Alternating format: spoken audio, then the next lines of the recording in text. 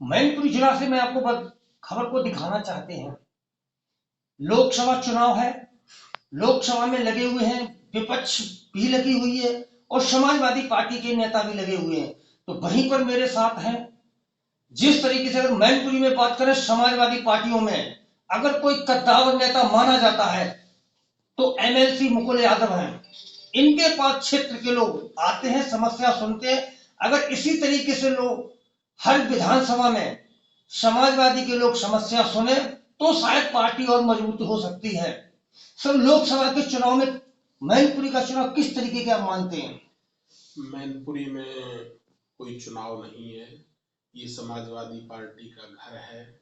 ये श्रद्धेय नेताजी की जमीन है और यहाँ श्रीमती डिम्पल यादव जी उपचुनाव में भी 2,88,000 के लगभग चुनाव जीती हैं।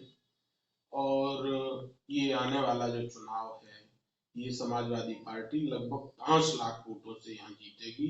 एक तरफा माहौल है, यहाँ कोई जात बिरादरी धर्म किसी तरह का कोई भेदभाव नहीं है। सारे लोग समाजवादी पार्टी में हैं और यहाँ एक परिवार की तरह सारे लोग रहते हैं और सभी मिलके एक साथ इस चुनाव में समाजवादी पार्टी के पक्ष में वोट करेंगे। तो क्या लग रहा है, बीजेपी अपने प्रत्याशी को इतने ढूंढने में लगी हुई, इनको मिल नहीं रहा है? क्या लग रहा है कि मैनपुरी लोकसभा में कोई प्रत्याशी डर रहा है कि समाजवादी प्रत्याशी से टक्कर दे पाएगा या नहीं दे पाएगा? क्या क्या लग रहा है? मैनपुरी में जहां तक मुझे लग रहा है कि कोई भी व्यक्ति चुनाव लड़ने के लिए तैयार नहीं है जी। और ये किसी न किसी को ढूंढ रहे हैं और ये प्रयास कर रहे हैं कि किसी को इस तरह लड़ा दिया जाए। लेकिन कोई भी आदमी जो जानते हुए कि चुनाव एक पक्षी है, इसलिए कोई मैनपुरी से चुनाव नहीं लड़ना चाह रहा है अभी तक की। अगर वही उपचुनाव की बात करें, उस समय समाजवादी पार्टी ने एक मुद्दा बनाया था, एक वोट नेताजी को श्रद्धांजलि के रूप में दें। तो इस लोकसभा चुनाव में समाजवादी क्या मुद्दे लेकर के पब्लिक के बीच में जाएगी, जिस तरीके से समाजवादी प्रत्याशी यहाँ से जीत पाए? मुद्दे तो बहुत हैं जी। जहां तक बीजेपी की बात करें, जिले में कोई विकास नहीं हुआ है। लोग बहुत परेशान हैं। लोगों को बहुत प्रताड़ित किया जा रहा है, चाहे थाने की बात हो, चाहे तहसील की बात हो, चाहे बिजली विभाग की बात हो। यहाँ राजस्व के नाम पर भी बहुत लोगों को परेशान किया जा रहा है, व्यक्ति सिर्फ इसलिए कि ये समाजवादी जिला है और यहाँ सभी लोग समाजवादी हैं। तो कहने का मतलब मैनपुरी लोकसभा चुनाव में ज्यादातर समाजवादी पार्टी के लोग हैं, तो उनको परेशान किया जाता है, अधिकारियों द्वारा कराया जाता है। तो क्या लगा, ऐसे अधिकारियों को खिलाफ चिन्हित करके तो क्या आगे कोई कार्रवाई चुनाव आयोग के लिए हम मांग करेंगे?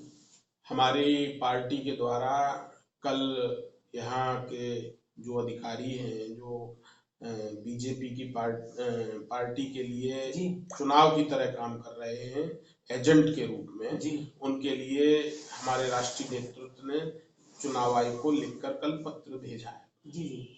अगर वही बात हम करना चाहते हैं, जिस तरीके से क्या लग रहा है कि जब अखिलेश यादव मुख्यमंत्री थे, उनकी सरकार में मैनपुरी लोकसभा में लोगों ने कोल्ड स्टोर बनवाए, भट्टे बनवाए। जब आज उनकी सरकार नहीं है तो पार्टियां छोड़ छोड़ के जा रही, तो क्या वो निजी फायदे के लिए समाजवादी पार्टी भी थे?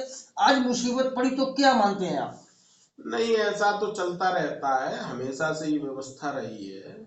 इसका कोई बहुत ज्यादा महत्व नहीं है। जो लोग स्वार्थवश आते हैं तो उनका आना जाना हमेशा से रहा है, इनसे पार्टियों में कोई फर्क नहीं पड़ता है। अगर भाई बात करें एटा लोकसभा में जिस तरीके से समाजवादी पार्टी के कद्दावर नेता कहे जाते थे और नेताजी के साथ रहे थे, जिस तरीके से विधानसभा में उन्होंने एक बार काफी समाजवादी पार्टी के पक्ष में लेकर हंगामा भी किया था, आज वो बीजेपी में चले गए हैं। तो क्या मानते हैं एटा में लोकसभा में उनका क्या असर रहेगा, क्या रहेगा?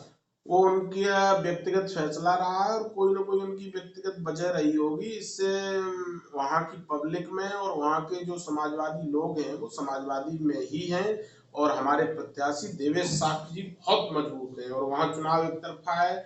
हम ये कहीं ना कहीं कहेंगे कि ये सत्ता पक्ष के अंदर खलबली है, इसीलिए वो समाजवादी और अन्य दलों के लोगों को डरा कर धमका कर अपने साथ ले रही है। ये उनका अपना एक चुनाव लड़ने का हम यही मानते हैं कि यही तरीका और यही उनके पास व्यवस्था है।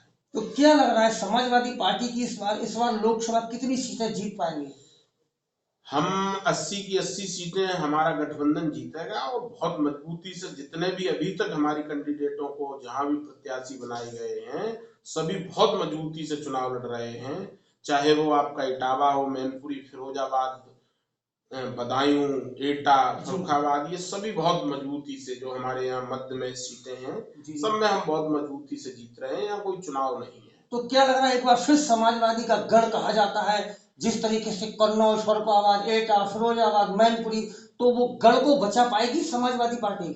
ये आप देख रहे होंगे जो विरोधियों के द्वारा, या ये कहा जाए जो सत्ता पक्ष के लोग हैं उनके द्वारा जो रोज घटिया बातें की जा रही हैं, कहीं ना कहीं सोशल मीडिया के माध्यम से मिल रही हैं, ये अपने आप में उनको बौखला रही हैं, और उसका यही मुख्य कारण है कि चुनाव उनके हाथ से निकलता जा रहा है और उन्हें ये लग रहा है कि पार्टी के राष्ट्रीय नेतृत्व को आखिर क्या बताएंगे इस बारे में, इसलिए वो इसी तरह की रोज अनर्गल बयानबाजियां कर रहे हैं। इस तरीके से मेरे साथ जुड़ चुके थे समाजवादी पार्टी के कद्दावर नेता मुकुल यादव एमएलसी। इन्होंने स्पष्ट कह दिया है कि जिस तरीके से समाजवादी का गढ़ कहा जाता है, उस गढ़ को बचाने में हमारी पूरी कामयाब होगी। बीजेपी बौखलाई हुई है, मैनपुरी लोकसभा में बीजेपी को कोई प्रत्याशी नहीं मिल रहा है, इसलिए उनको देरी लग रही है, तो एक तरफा मैनपुरी का चुनाव होगा, इस तरीके से एमएलसी साहब ने कहा है। एसीपी इंडिया न्यूज चैनल से ध्रुव सिंह।